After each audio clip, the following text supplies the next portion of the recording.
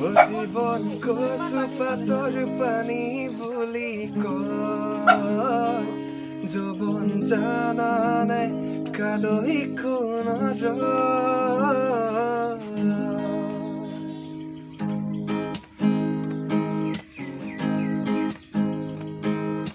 মাটি ফুটি ওলালে ধানৰে ঐ গজালি আকাশ ফুটি ওলালে মাটি ফুটি ওলালে ধানৰে ঐ গজালি আকাশ ফুটি ওলালে সঁচাকৈয়ে সুধিছো মৰমৰে মইনা ঐ